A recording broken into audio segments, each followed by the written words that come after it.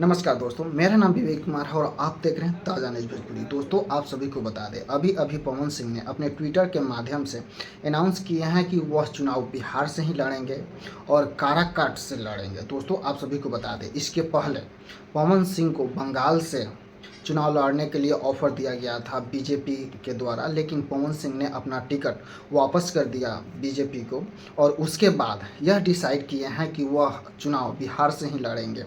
दोस्तों, यह बिहार के जितने भी जनता है उनके लिए बहुत बड़ी खुशखबरी है, क्योंकि जितने भी भोजपुरी के कलाकार हैं, हर कोई पवन सिंह के सपोर्ट के लिए वहाँ जाएंगे। पवन सिंह को इसमें काफ़ी ज़्यादा बेनिफिट मिलेगा।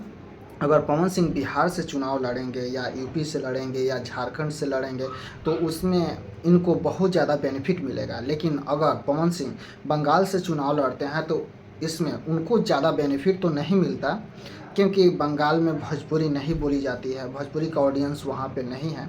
लेकिन इन सभी राज्यों में भोजपुरी का ऑडियंस भरा हुआ है और इसी वजह से पवन सिंह को इन सभी जगहों पे काफ़ी ज़्यादा बेनिफिट मिलेगा अगर वह चुनाव यहाँ से लड़ते हैं, और यही निर्णय लिए हैं पवन सिंह।